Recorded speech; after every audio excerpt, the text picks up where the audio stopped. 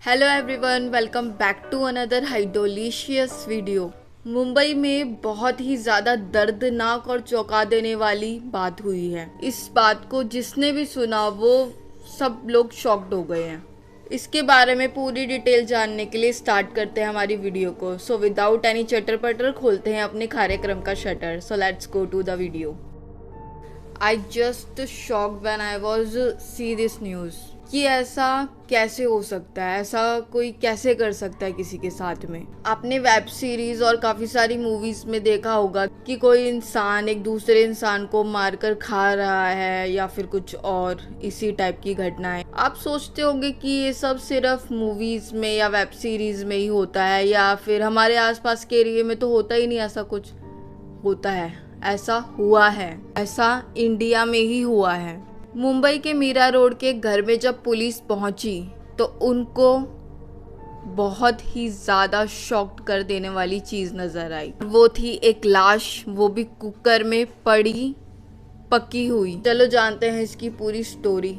एक मनोज सेन नाम का आदमी मीरा रोड पर ही रहता था। उसके घर में उसके अलावा और कोई भी नहीं था, उसकी कोई फैमिली नहीं थी। इसके पीछे कुछ रीजंस रहे होंगे उसके। उसने कोई कोर्स कर रखा था लेकिन उस कोर्स की वजह से भी उसे कोई नौकरी नहीं मिली, इसलिए वो कोई किराने की दुकान पर काम करने लगा। किराने की दुकान पे काम करते करते उसकी मुलाकात सरस्वती नाम की एक लड़की से हुई। उन दोनों में कुछ डिस्कशन हुई और सरस्वती अपना सामान लेकर चले गई।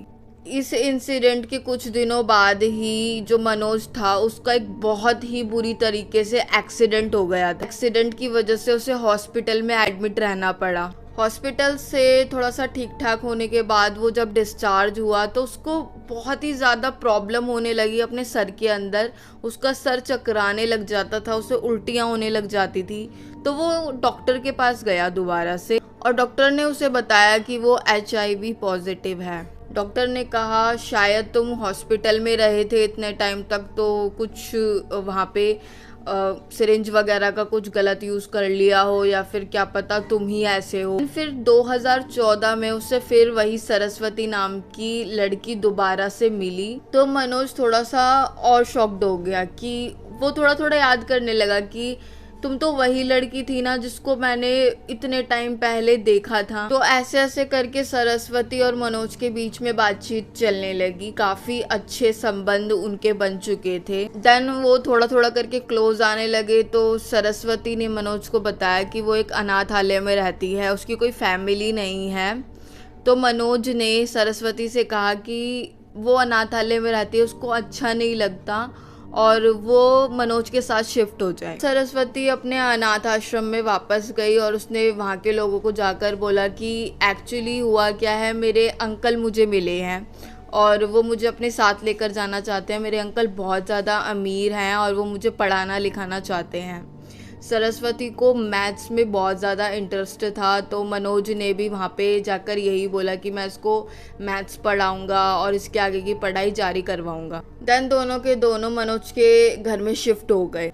सरस्वती सिर्फ 24 साल की थी और मनोज 49 साल का उस टाइम पर। सरस्वती ने यहाँ अनाथालय में झूठ बोला कि वो उसके अंकल हैं और वो ऐसे ऐसे करके उसे ले जाना चाहते हैं, जबकि दोनों रिलेशनशिप में थे। मनोज ने भी अपने आस पड़ोसियों से झूठ बोला कि ये मेरी भतीजी है, भतीजी नहीं ये मेरी बेटी के जैसी ही है और ये मेरे साथ रहने आई है, मैं इसका सारा खर्चा उठाऊंगा। तो आस पड़ोस के लोग भी बहुत ज़्यादा खुश हो गए। उनकी नज़रों में तो मनोज जैसे कि बहुत ही ऊंचे लेवल पर चला गया था। लेकिन कुछ टाइम के बाद आस पड़ोस वालों को ये हल्का हल्का आभास होने लगा कि ये दोनों कोई चाचा भतीजी नहीं है, इन दोनों का कोई चाचा भतीजी वाला रिलेशन नहीं है। शायद मनोज की एज इस लड़की से ज़्यादा है इसलिए ये दोनों अपना रिश्ता छुपा रहे हैं। पड़ोसियों ने ऐसा करके उनको जाने दिया। उन्होंने बोला कि छोड़ो, हमें क्या ही लेना देना और कुछ गड़बड़ तो नहीं हुई ना इसके साथ। लेकिन हैरानगी तो तब हुई जब लोगों ने देखना शुरू किया कि ये दोनों बहुत ही ज़्यादा लड़ने झगड़ने लगे हैं। इन दोनों की शिफ्टिंग के बाद इनमें बहुत ही ज़्यादा लड़ाई झगड़े रहने लगे थे। जब पड़ोसियों ने इनके लड़ाई झगड़ों को बर्दाश्त करना बंद किया और मनोज के घर आके डायरेक्ट बोलने लगे कि भाई तुम इतना लड़ाई झगड़ा क्यों करते हो, पूरे मोहल्ले में तुम्हारी आवाज़ें गूंजती है और ऊपर से रात के टाइम क्यों लड़ाई करते हो, हमारी नींद खराब करते हो।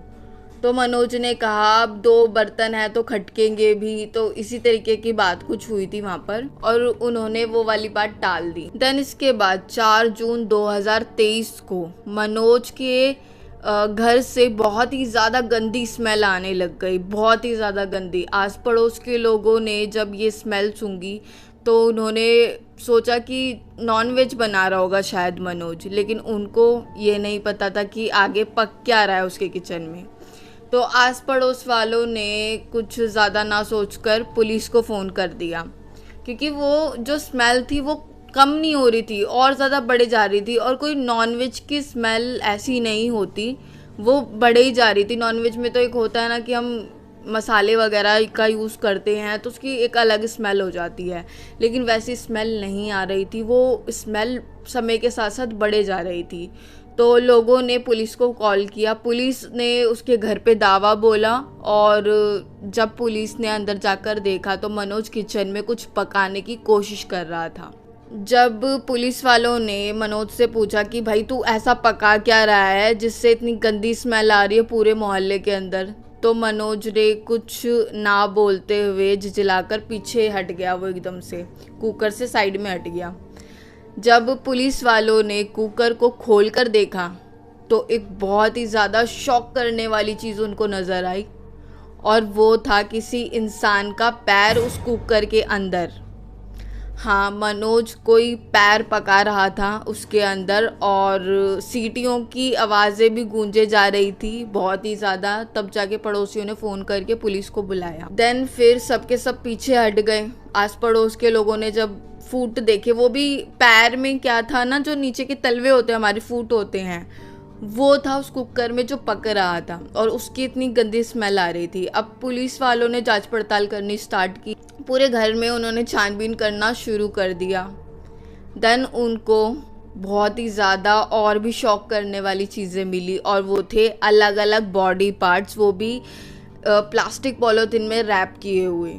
मनोज ने ही सरस्वती को मार दिया था शायद। अब पुलिस मनोज को लेकर पुलिस स्टेशन चले गई और उससे सब कुछ निकलवाने की कोशिश करने लगी। तो मनोज ने ये सारी स्टोरी बताई पुलिस वालों को और उसने ये बताया कि वो किसी काम से बाहर गया हुआ था। जब वो घर के अंदर आया तो उसने देखा कि सरस्वती गिरी हुई है नीचे ज़मीन पर और सरस्वती के पास ही एक जहर की बोतल पड़ी हुई है। देन उसने पुलिस को बताया कि उसको एक प्रॉब्लम है, उसको एक बीमारी है, उसको कोई भी ऐसी चीज़ बर्दाश्त नहीं होती कि लाश वाश देखना, इस तरीके की चीज़। तो उसने क्या किया, वो मार्केट गया और मार्केट में जाने के बाद उसने ट्री कटर ख़रीदा वहाँ से और ट्री कटर खरीदने के बाद सरस्वती की लाशों के 13 छोटे छोटे टुकड़े करके वो कुकर में पकाने लगा। और वो जब कुकर में पका रहा था तभी पुलिस आ गई थी। ये थी मनोज की स्टोरी, लेकिन अभी ये स्टोरी ख़त्म नहीं हुई है। इस पूरी स्टोरी के अंदर एक बहुत ही बड़ा वाला ट्विस्ट है और वो ये है कि जब मनोज से ये बातचीत हो रही थी उसके 2 दिन के बाद ही, इस घटना के 2 दिन के बाद 3 लड़कियां पुलिस स्टेशन आती हैं और अपना बयान लिखवाती हैं कि वो तीनों की तीनों लड़कियां सरस्वती की बहन हैं। अब ये कैसे पॉसिबल हो सकता है? सरस्वती तो अनाथ है, वो तो अनाथालय में रहती थी। तो जो वो तीनों की तीनों लड़कियां थी उन्होंने बयान दिया कि सरस्वती और जो मनोज था उन दोनों के बीच बहुत ही गहरा रिलेशन था, जिसके चलते मनोज को शिफ्टिंग करके अपने घर लेकर आ गया था। और सरस्वती ने अपनी तीनों बहनों को बताया कि वो उसको प्रताड़ित करता रहता था, बहुत ही ज़्यादा मारता पीटता था मनोज सरस्वती को। और ये सरस्वती ने ये बात अपनी तीनों बहनों को कही थी। अब इस केस पर जांच पड़ताल की जा रही है, फिर से पूरा का पूरा प्रोसेस हो रहा है और जो मनोज है वो अपना बयान बार बार चेंज करे जा रहा है। तो ये थी मनोज और सरस्वती की स्टोरी। और ये रियल इंसिडेंट है, कोई ऐसा नहीं है कि कोई मूवी बना दी है इसके ऊपर, ये रियल है। मीरा बाग में मुंबई के अंदर हुआ है ये पूरा किस्सा, पूरा हादसा। सो वीडियो अच्छी लगी तो लाइक शेयर सब्सक्राइब कर देना, और इसी तरह की वीडियो देखने के लिए मुझे मेरे चैनल को पक्का से पक्का सब्सक्राइब करके रखना। मिलते हैं हमारी नेक्स्ट वीडियो में, तब तक के लिए stay healthy, stay safe. Thanks for watching.